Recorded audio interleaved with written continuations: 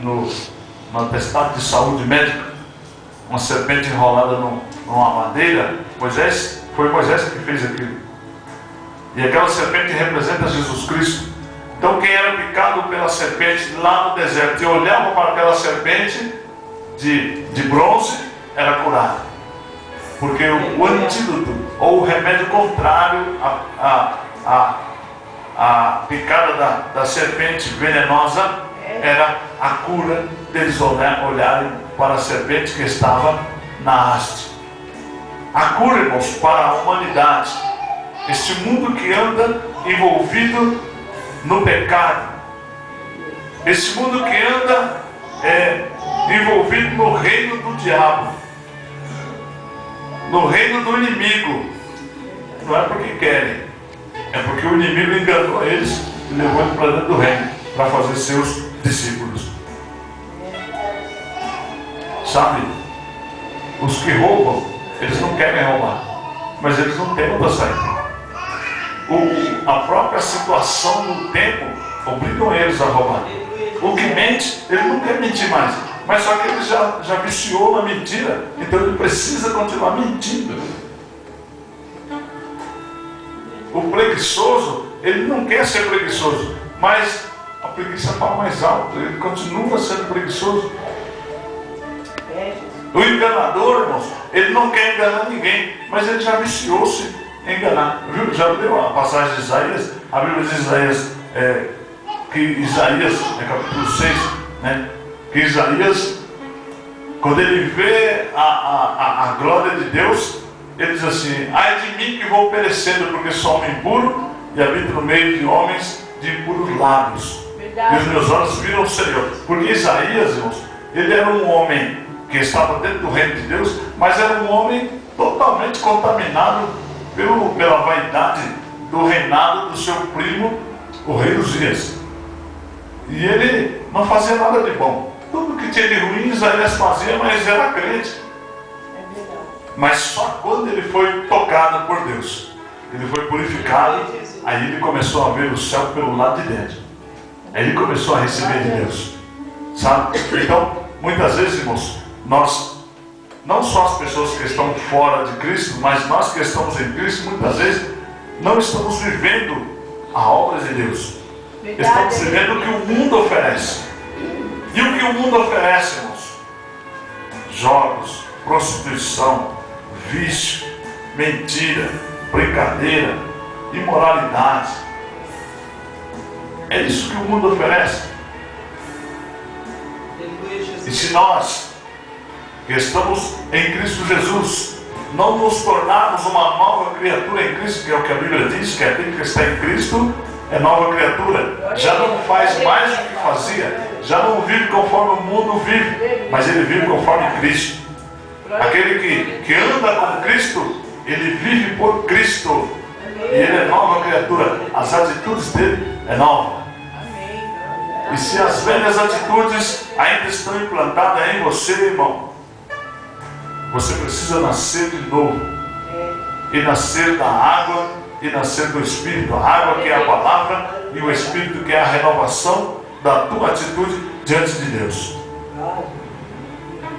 Porque a Bíblia diz que pela árvore, pelos frutos se conhece a árvore. Sabe como tem sido os teus resultados? As pessoas te veem do mesmo jeito que te viam antes, ou você anda diferente? Como você se veste? Como você conversa? Como você senta? Como você anda? Como você fala com alguém? É do mesmo jeito que era antes? Ou você mudou? Porque se não mudou, precisa nascer de novo. Verdade. Pedro era assim. A Bíblia diz que Pedro estava com Jesus todo o tempo e Jesus morreu e Pedro não se converteu. Pedro não se converteu. Pedro se converteu no dia de Pentecostes. Só no dia de Pentecostes. Ali foi a conversão de Pedro. Então Pedro ali recebeu a virtude de Deus e saiu dali uma nova criatura. Tanto que depois do dia de Pentecostes, a Bíblia diz que Pedro, ele já sai para ministrar pessoas sem a espada. Já não tem mais a espada. Quando ele sai da igreja para pregar para as pessoas, ele sai sem a espada. Ele sai com a palavra. Ele sai com o poder. Ele sai com unção. Então ele sai e ministra as vidas. 3.000 almas aceitam a Jesus na mesma hora. Olha, irmãos, o poder da conversão. O poder de alguém que se converte diante do altar de Deus. O poder de alguém que tem ou que anda com a novidade de vida. Como muda a história de alguém que se converte. Será que realmente nós, para cearmos, será que realmente temos buscado, irmãos, a conversão? Ou alguma coisa do mundo ainda influencia a tua vida? Será que alguma coisa ainda que o mundo pratica ainda influencia a tua vida? Precisa de libertação. Precisa realmente deixar a espada, ser como Pedro, tirar a espada da cinta e deixar o Espírito de Deus te dominar. Será que alguma coisa ainda que o mundo oferece encanta os teus olhos? Foi isso que aconteceu com Adão e Eva. Adão e Eva aconteceu isso. Tinha tudo no jardim, mas aquilo que eles não podiam é aquilo que eles olhavam, até que a serpente aproveitou a situação e disse: olha, pode comer.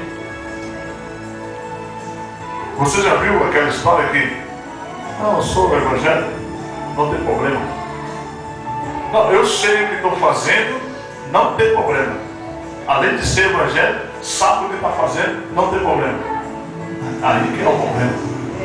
É quando você sabe o que está fazendo, tem problema.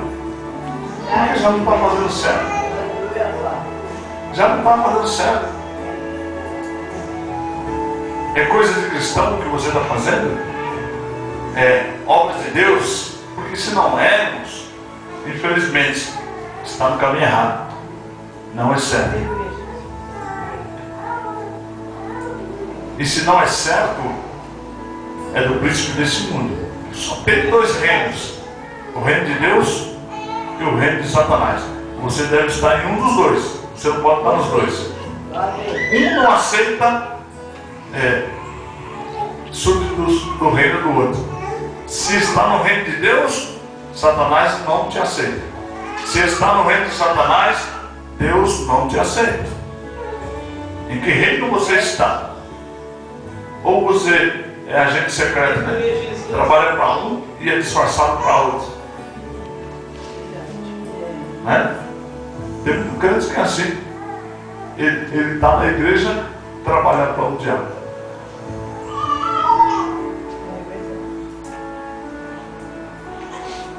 Você já olhou para você mesmo? É fácil quando eu olho para o outro. Uma ponta aqui é fácil de eu apontar. Muita gente tem para me apontar, eu aponto um, aponto outro. E quando eu olho para mim? Quando eu olho para mim, e quando eu olho para dentro de mim, irmãos, o que eu enxergo?